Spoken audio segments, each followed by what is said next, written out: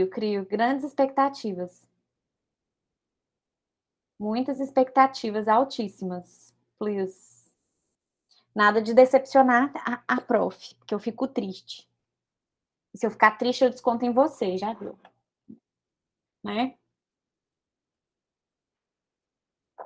Outra, Lele, tô te vendo, Ana Rebeca. Tô te vendo. Você acha que não? Tá escondido aí, tá? Ó, eu passei os links. Crianças, para quem eu não vi ainda, bom dia. Eu passei os links das aulas anteriores para a Victoria, tá? Já tá lá com ela. Se você clicar agora, você não vai conseguir acessar, porque ainda está carregando os vídeos no YouTube. Então, espera um pouco e daqui a pouco ele vai resolver lá a vida dele, tá bom? O YouTube. Enquanto isso, a gente vai seguindo aqui com a invalidade do casamento. Amém? Amém? Então, bora. Vamos ver como é que funciona esse negócio da invalidade do casamento. Eu pus aí para você, ó, um resuminho com os principais conceitos. Quando o casamento é inexistente, quando ele é nulo, quando ele é irregular, anulável e o casamento putativo. Vamos devagar, porque assim, o efeito prático nem sempre é o mesmo em todos. E, em alguns casos, tem efeito prático zero até, dependendo da situação. Primeiro exemplo aí, o primeiro conceito é o de casamento inexistente. Você lembra lá do primeiro período, não tinha uns negócios de escada pontiana? Passou isso?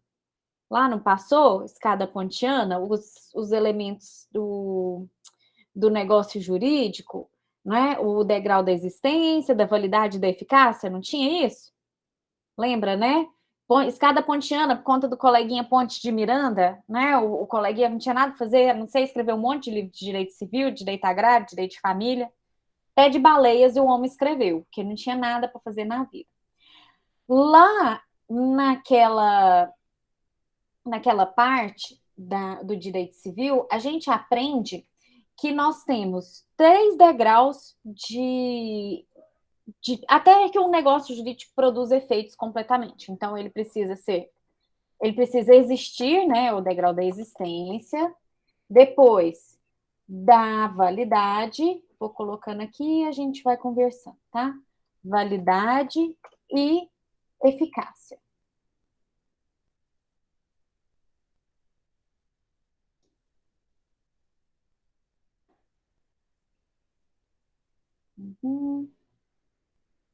Então, vamos de gravar. Eficácia, validade e existência. Você lembra quais eram os requisitos de existência? Me ajuda.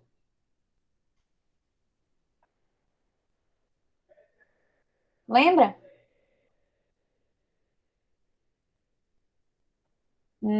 Não ser proibido por lei, tem a ver. Estamos quase lá. Para existir, um negócio precisa ter agente, vontade, objeto e forma. Lembra disso? Isso para existir. Para que ele tenha existência válida, nós precisamos qualificar esses requisitos. Então, a gente tem que ser capaz, né? E legítimo também. A vontade tem que ser como? E vai, me ajuda? Tô dando cola aqui, altas colas. Vontade tem que ser o quê? Cola aí, fala comigo. Livre e de boa fé. Isso. O objeto. Lícito, possível e determinado ou determinável. E a forma, prescrita ou não defesa em lei. Prescrita ou não defesa, meleca, em lei. Não é isso? E aqui na eficácia, nós temos aquelas figuras que submetem o negócio jurídico à produção ou não produção de efeito. Condição, termo, opa, ai, trem, condição, condição, agora foi, termo e encargo. Condição é um instituto que submete o negócio é um evento futuro e incerto que submete o negócio que interfere na produção de efeitos do negócio jurídico. O termo é um evento futuro e certo, tão futuro e tão certo, que às vezes é até um prazo, né? O código, inclusive, dispõe de nomenclaturas específicas para cada prazo. Você lembra que os meados são sempre o dia 15 de cada mês, e o encargo são eventos que vão com algumas, são ônus que vão com liberalidades. Então, em contratos de doação, herança, essas coisas, legados, aí vem um ônus com uma liberalidade, tá? Então, isso aí é a escada pontiana aqui do negócio jurídico, normal. Para eu falar, no caso na hipótese de casamento, para eu dizer, deixa eu pôr aqui, escada pontiana. Eu vou escrever isso aqui, porque eu tenho esperança de que quando eu escrevo, o trem fica na sua mente em algum lugar. Aí eu escrevo, né? Então, para o casamento ser inexistente, ele precisa deixar de ter alguma dessas coisas aqui, ó. A gente não está nem falando de agente capaz e legítimo. A gente não está ainda no capaz e legítimo. Será que tem agente? Será que tem vontade? É assim, eu sou casada com. Fala um moço bem bonito aí, me ajuda. É com um ser ainda tinha. Como é que é o nome do marido da Fernanda Lima, gente? Me ajuda. O bonitão que cozinha e é perfeitinho? Rodrigo Hilbert. Aí eu, na minha cabeça, fico lá, não, eu sou casada com Rodrigo Hilbert. Tem como? A gente tem dois agentes ou sou só eu falando que eu sou casada? A outra é gravada. Pois é. Mas eu tenho acesso à gravação, se eu quiser eu edito, tá?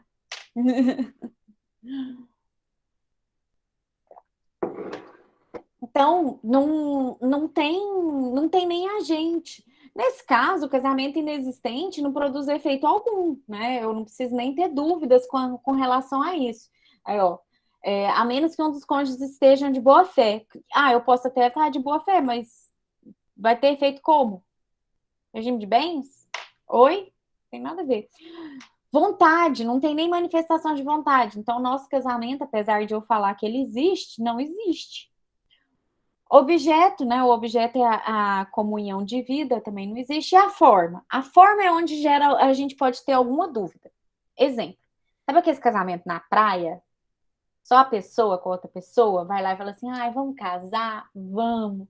Vamos pegar esse graveto aqui, a gente enrola, põe, pronto, casou. E aí a gente volta para casa, tá casado. Casamos na praia, numa cerimônia só nossa. Tá valendo essa cerimônia só nossa? Não tem testemunha. A cara dele. Não tem testemunha. Tem o celebrante? Não tem. Tem jeito, bem. Esse casamento sem forma prescrita, não tem nem forma nenhuma. Esse casamento não existe, tá? Só que, dependendo do caso, casamento sem forma, por exemplo, eu te ligo, você fala, vamos casar? Vamos, estamos casados. Isso aí, no casamento não vai, mas união estável configura? Pode ser que sim. Dependendo da situação, pode ser que um casamento tido como inexistente configure união estável, a depender, obviamente, do requisito de existência do elemento existencial que estiver faltando e da circunstância do caso. Então, você tem que tomar muito cuidado em todas essas hipóteses aqui, tanto de validade quanto de existência, de eficácia do casamento. eficácia não, né? Do casamento, porque você precisa pensar que às vezes casamento não é, mas se for união estável, os efeitos práticos serão os mesmos. E aí, meu bem, não adianta você falar assim: "Ah, mas não é casamento", né, meu filho, mas é união estável, você tem que escolher pelo que você vai brigar. E se você ficar brigando só para falar que não é casamento, muitas vezes você deixa passar uma união estável que prejudica ou que auxilia, né, a pessoa por quem você está agindo ali dentro de uma situação. No casamento nulo, você já sabe, é aquele que tem um impedimento, né? O do 1521. A sentença que declara a nulidade do casamento, nesse caso é nulo, não é anulável. Essa sentença tem efeitos ex tunc. Você lembra da diferença dos efeitos, né? Não preciso falar isso para você, não precisa? Ex tunc é efeito total, desde sempre, retroage, né, ao início do negócio. E ex nunc é a partir de agora. O casamento irregular é aquele que até existe, mas está sujeito a uma causa suspensiva. A causa suspensiva era o que mesmo? Como é que é a causa suspensiva? Interfere no quê?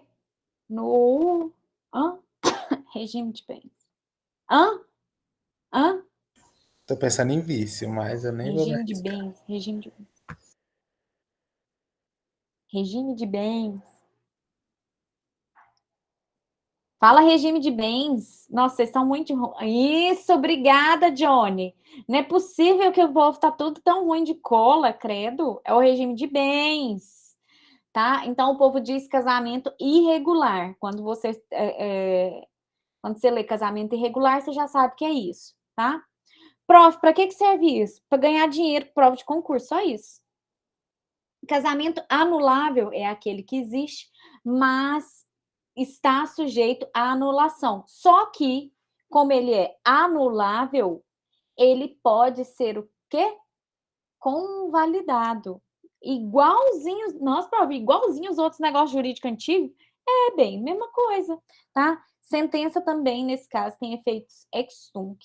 E o casamento putativo, que a gente vai ver depois do recesso, é aquele que até existe, ele é nulo ou anulável, só que, devido à boa-fé dos contraentes, mantém-se alguns efeitos jurídicos, tá? Mas a gente ainda vai ver isso com exemplos, com figurinhas e coisas da jurisprudência.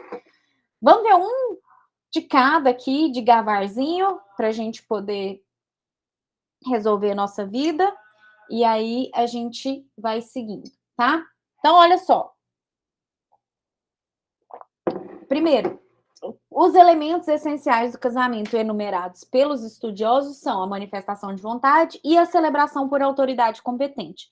Lembrando a você que, nos termos da legislação civil, o casamento acontece mesmo quando há a manifestação de vontade. O celebrante somente declara que houve o casamento.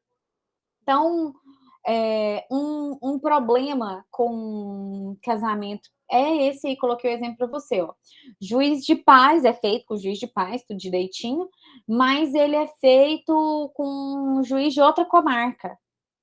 Então, você tá casando em Goiânia e vem o coleguinha de, sei lá, o de Brasília tá por aqui e fala assim: ah, casa nós. Aí você vai lá, casa, entendeu? Não, já tem os proclamos aqui, tem a documentação, tudinho, só casa. Então, o cara é juiz de paz lá em Brasília, aqui em Goiânia é outra pessoa, tá? Facinho, facinho, facinho. Então, o casamento, ele até existe, mas ele é anulável. Casamento nulo. Esse, a gente já viu. Existiam duas possibilidades. Hoje é só uma, que é a existência de impedimento.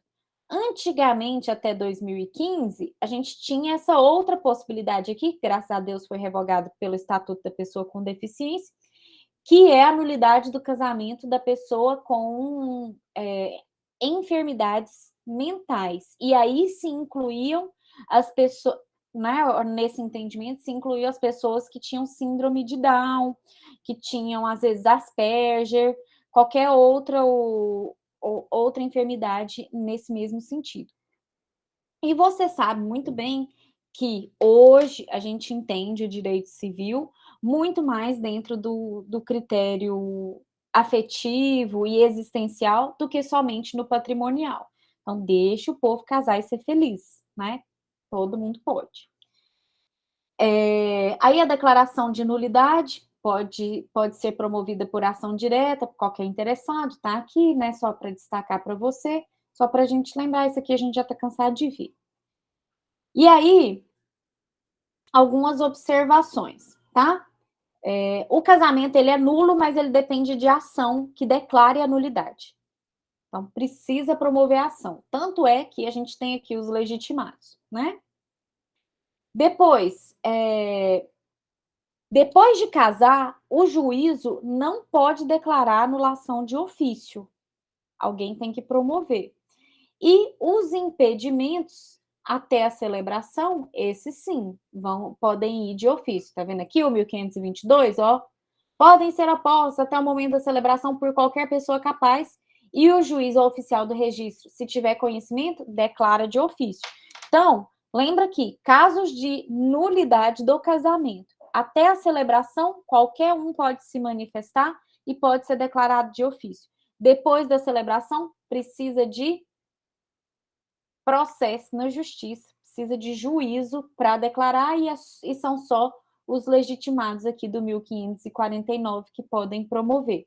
Então, qualquer interessado, que interesse é esse? Interesse de fofoca? Fofoca é interesse? É algum familiar, né? Que pode promover a ação, né? E se, por exemplo, eu for credora, eu tenho interesse? A depender do regime de bens, sim, né? Sim. Então, quando a gente fala interesse, na legislação civil, você sempre lê interesse jurídico, que aí sua vida fica mais fácil. Tá? Toda vez que tiver, assim, qualquer interessado, qualquer pessoa juridicamente interessada. Isso facilita demais a vida da gente.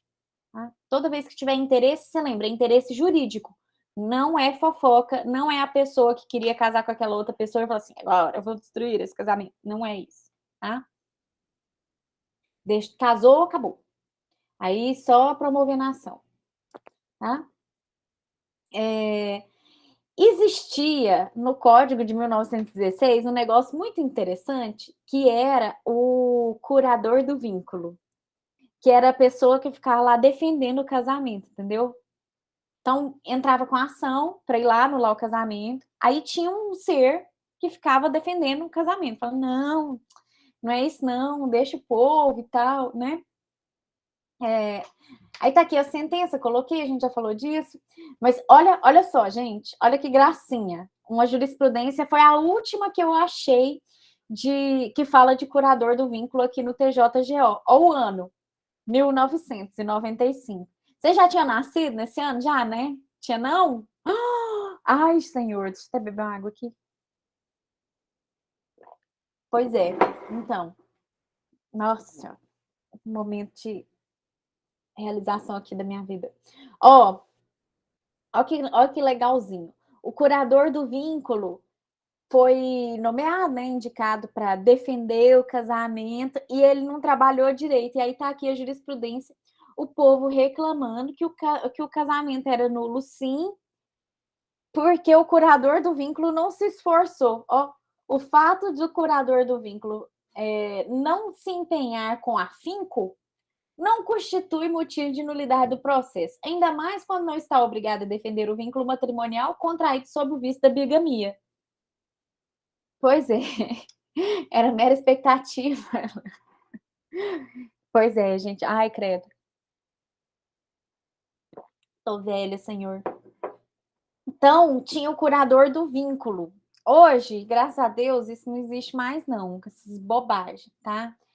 Então, ai, prof, para que serve anular o casamento?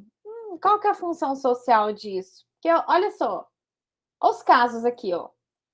Não completou a idade mínima, menor em idade núbio não autorizado, vício de vontade, incapaz de consentir, realizado sem que soubesse da revogação de mandato, beleza, incompetência do celebrante, né?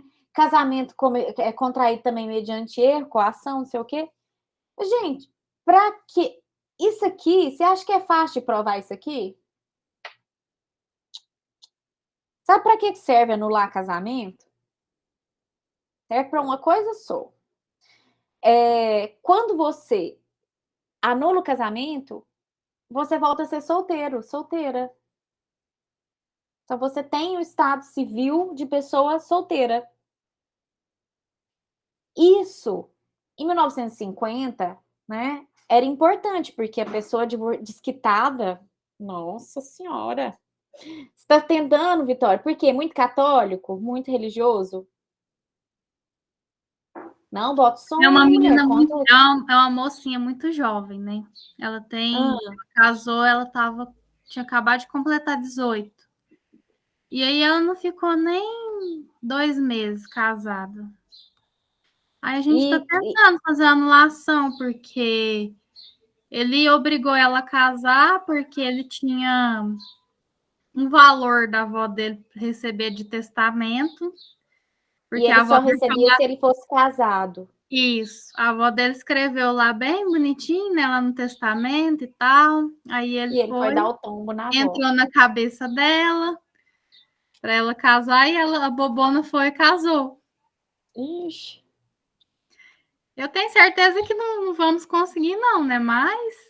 Pois é, mas só serve para ela ser solteira de novo. Ela tem algum motivo religioso pelo qual ela quer voltar a ser solteira? Motivo religioso? Porque tem muita. Eu vou te dar o exemplo dos católicos, tá? Os Ela é católicos. católica. Muito católica. Muito não, mas é.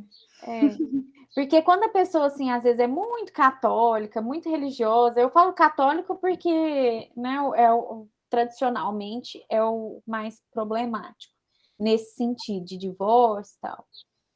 Católica e não praticante. Então.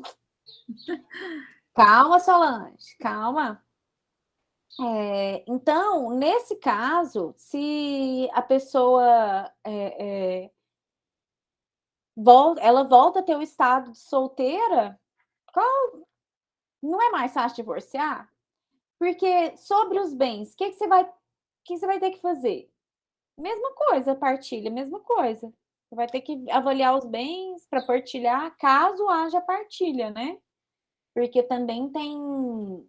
Foi o que eu falei. É bem mais rápido, porque parece que o rapaz também, assim, ele não é muito boa pessoa. Eu falei, para você se livrar é mais fácil fazer um divórcio rapidinho. Até Só porque os bens que ele recebeu da avó não comunicam, né? Não comunicam. Não está comunicando. Jeito. De todo jeito, ela saiu do jeito que ela entrou. Pois é. Porque em 2 meses eles não fizeram nada. Aí eu falei, eu sugeri só que os pais dela querem anulação. Que ela seja solteira. Querem ela solteira. Aí tem que falar para eles, vocês estão pura querendo... e solteira. Pura. Ai.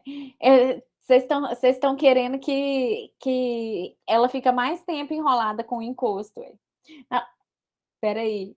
Se fosse muito católica, não teria casado assim de qualquer jeito. Católica de IBGE. Não, gente. Essa é boa. Católica de IBGE. Essa eu gostei. Vou anotar aqui isso aqui. Católica de IBGE. Gente, vocês não existem. Bom que vocês renovam as minhas piadas.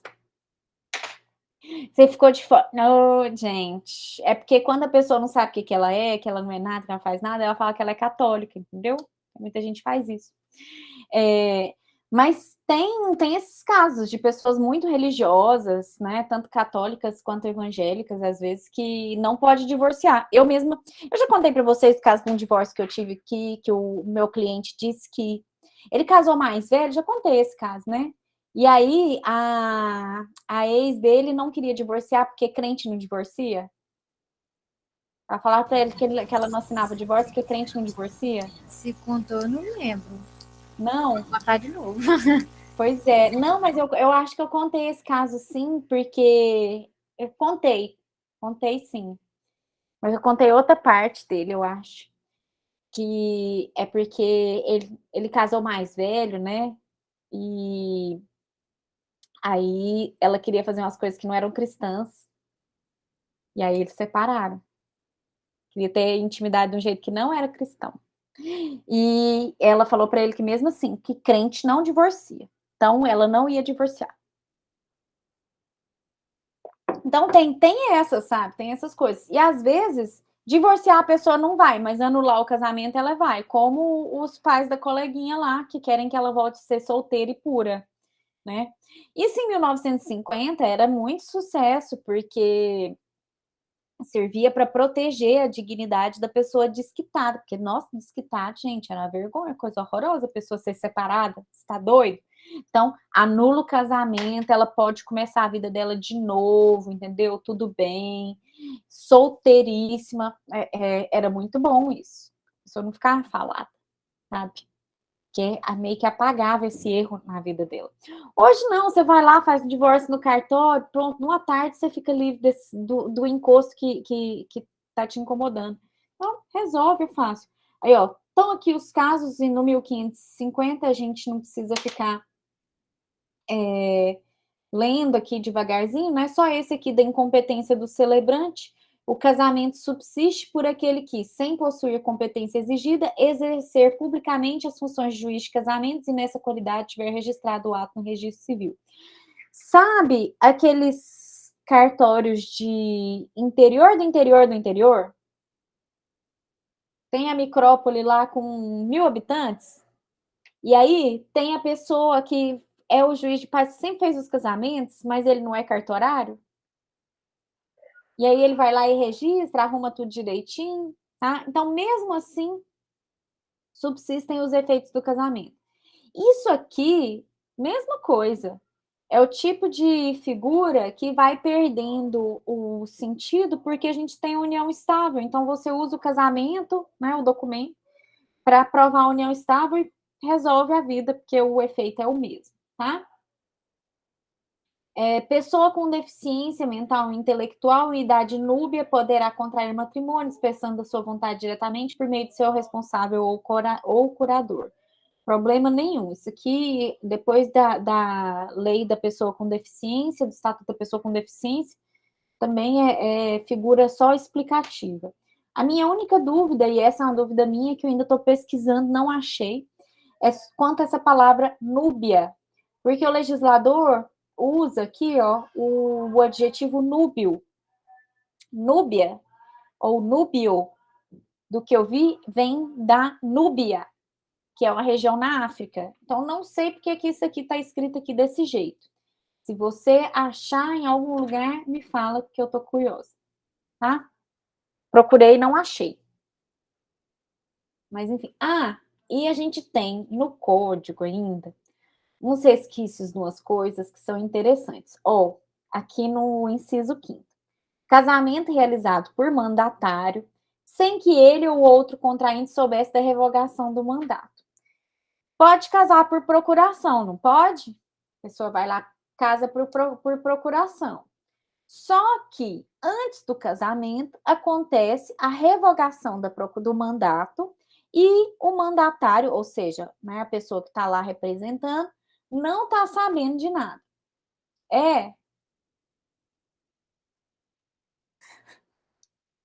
Então tá. Isso, passível de contrair casamento. A minha dúvida é só por que não núbio e núbia? Porque núbia eu achei como relativo à região da Núbia.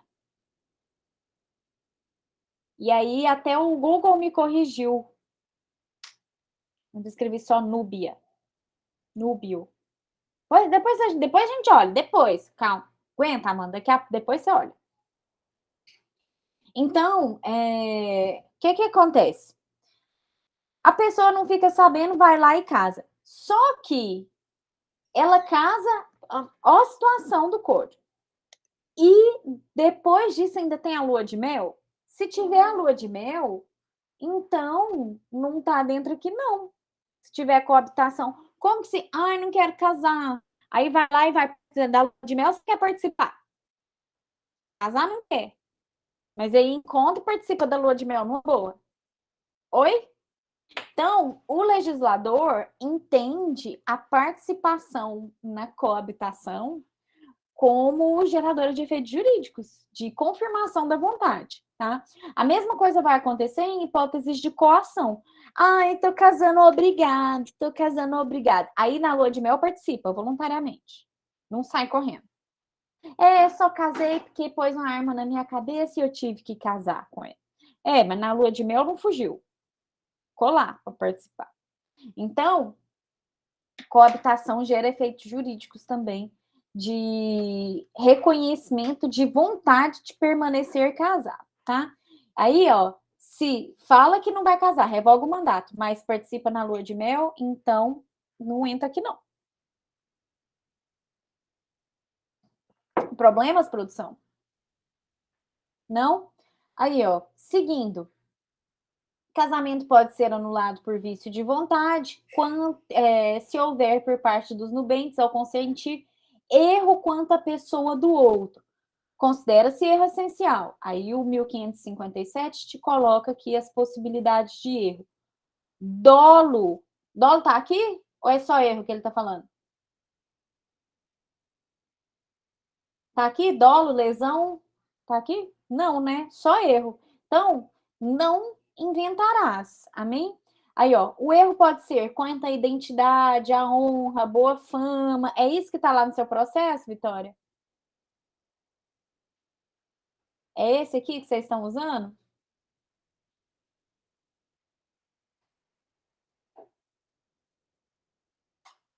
Não respondeu, mas deve ser esse, tá?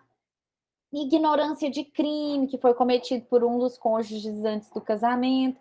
E a ignorância antes do casamento, então antes do casamento não sabia, de defeito físico irremediável que não caracterize deficiência. Prova que volta que o legislador está dando para falar isso é a impotência coende.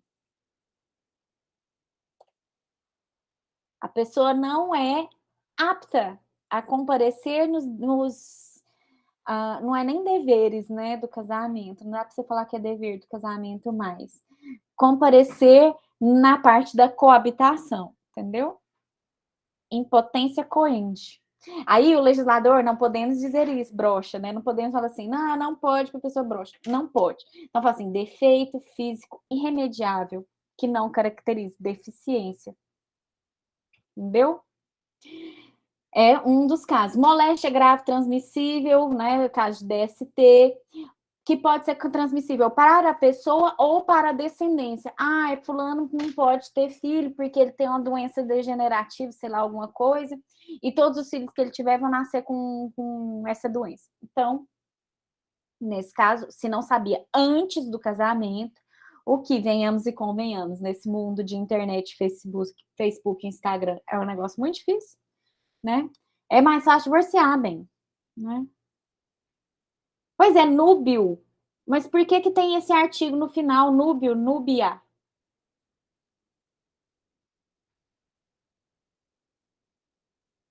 Léo, depois é com L. Então, mas por que o legislador escreveu com A? Núbia.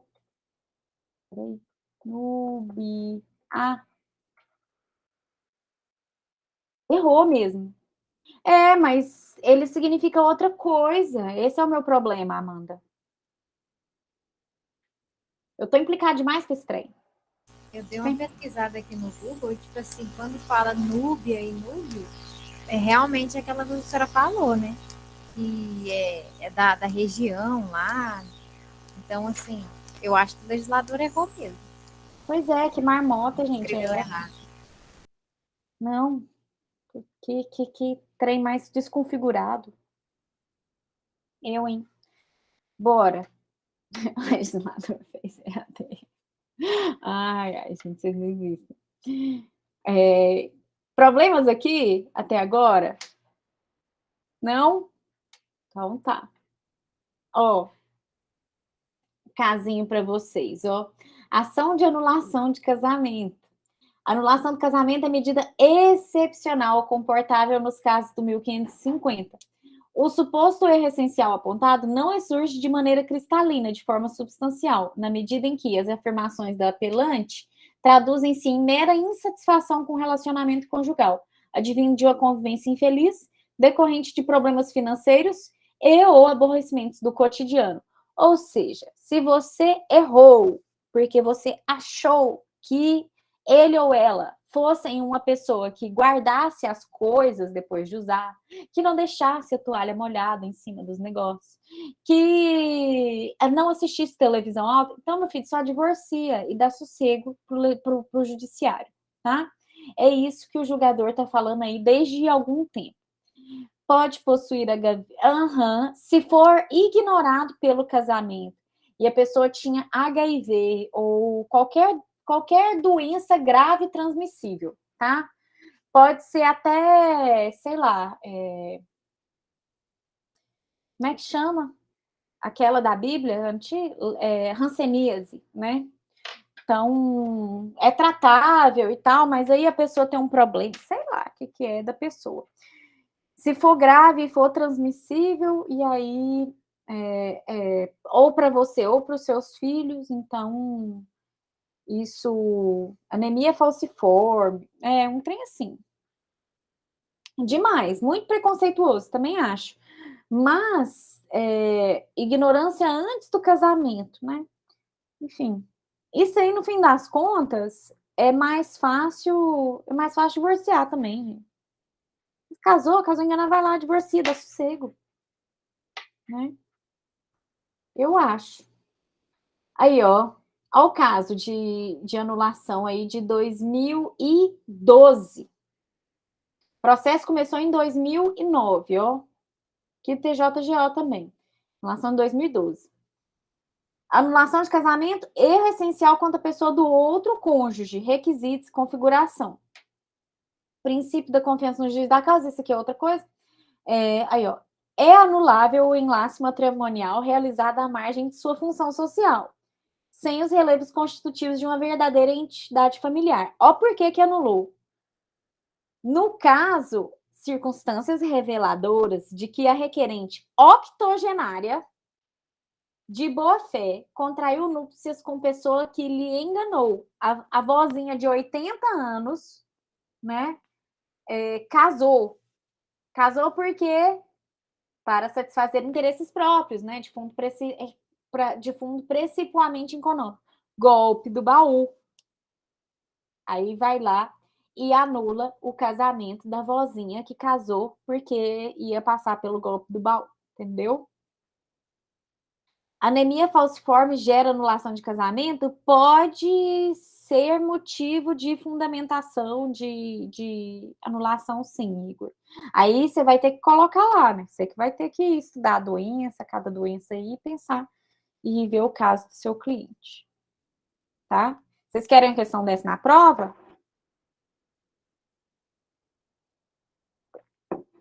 A parte do hereditário. Por causa da parte dos descendentes. Problemas aqui, produção? Deixa eu ver se aqui funciona um negócio que eu tinha feito aqui. Não funciona. Peraí. Pronto.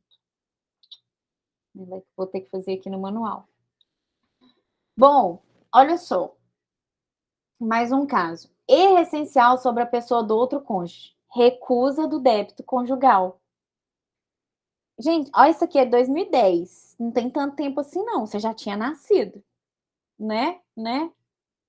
A violação dos deveres do casamento.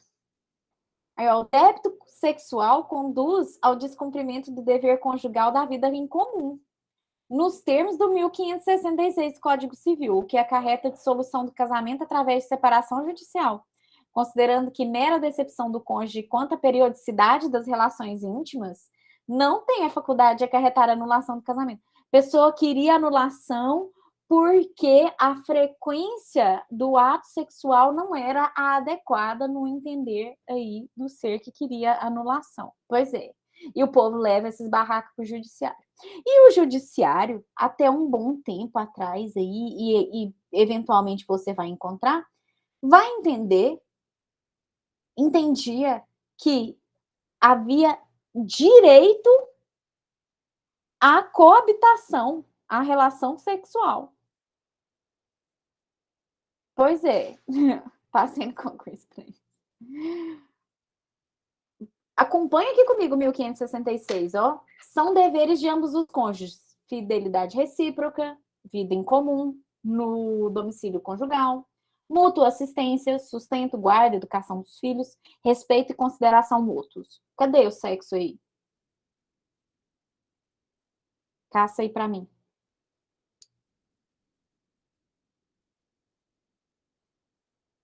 Achou?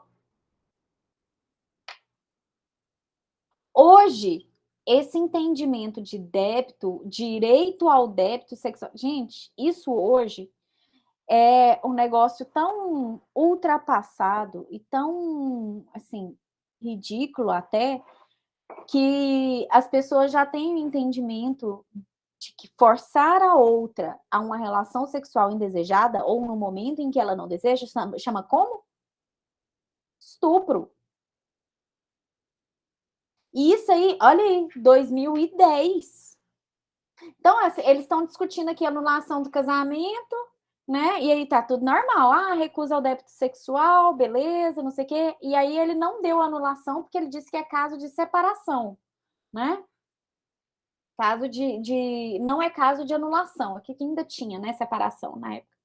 É caso de separação, não é de anulação. Mas ele não tá nem discutindo a história do débito sexual. Para ele tá escrito aí, ó. No 1566.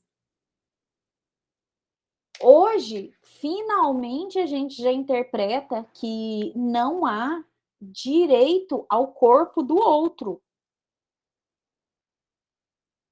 Então, essa história de débito sexual para, né? Para. Chama estupro isso. É para acabar com os piques de Goiás. Ainda bem que tá passando.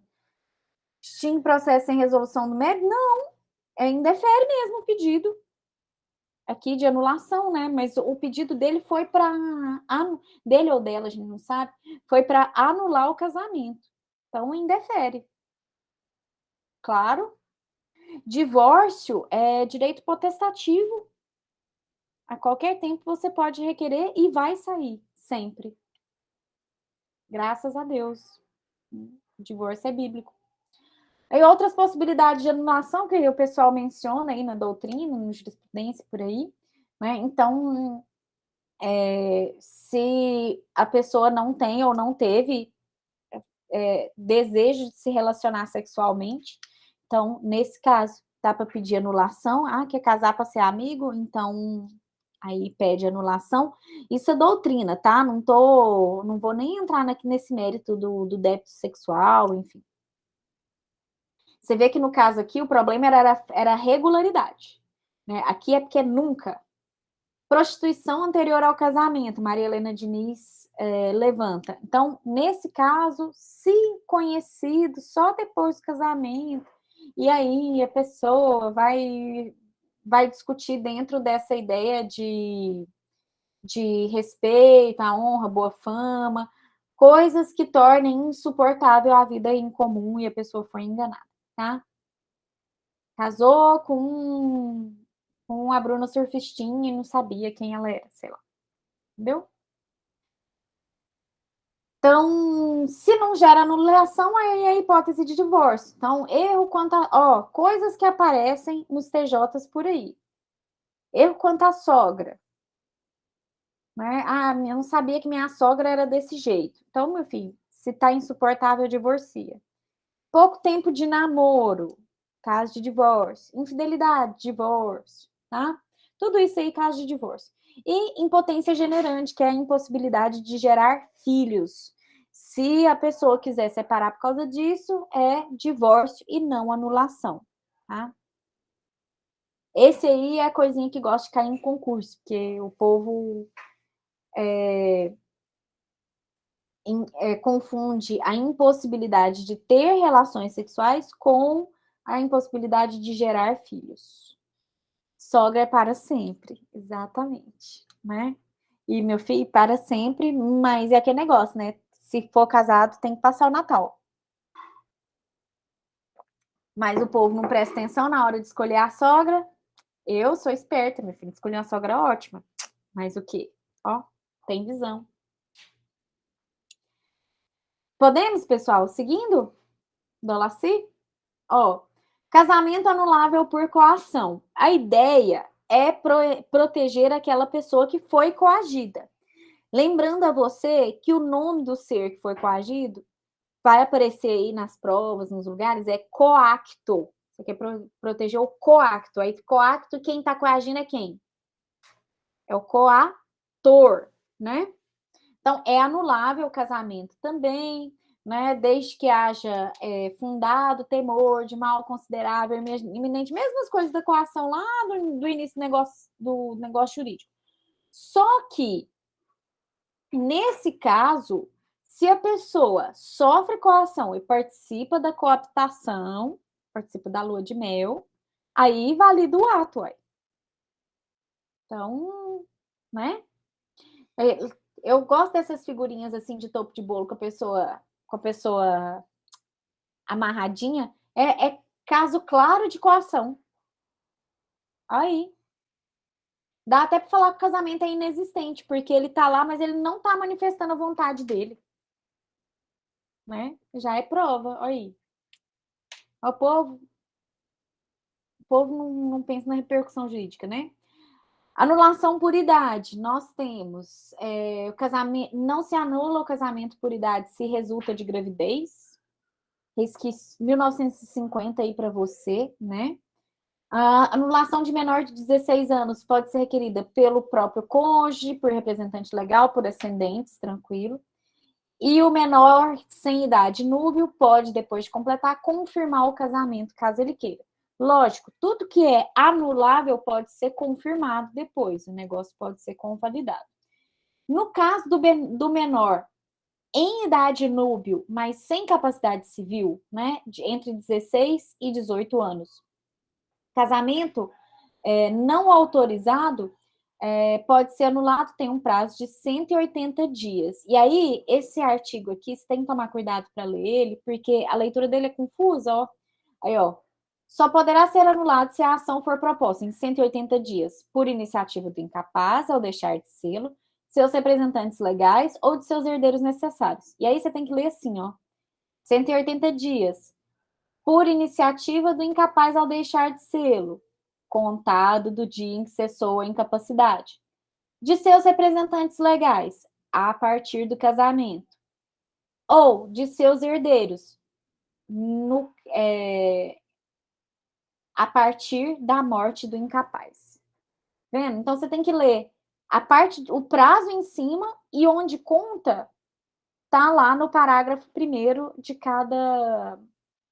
em cada hipótese aí na sequência, tá? Por isso que eu destaquei aqui, de amarelo você lê com amarelo, de branco você lê com branco, de rosa você lê com rosa. Entendeu?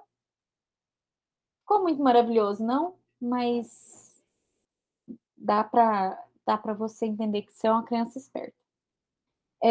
Se as pessoas que não consentiram, os representantes legais não consentiram, mas vão lá e assistem o casamento, dão presente ou cometem qualquer ato, mandam uma mensagem de felicidade no WhatsApp, já é prova de consentimento, tá? E aí não pode pleitear anulação, não, tá bom?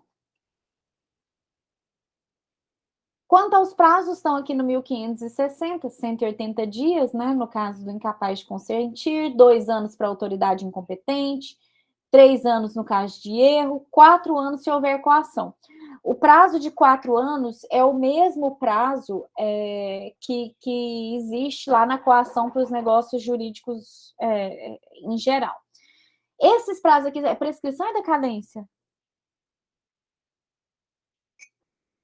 Nossa senhora, que pensa coisa dessa na prova, que lindo. Prazo de prescrição ou decadência?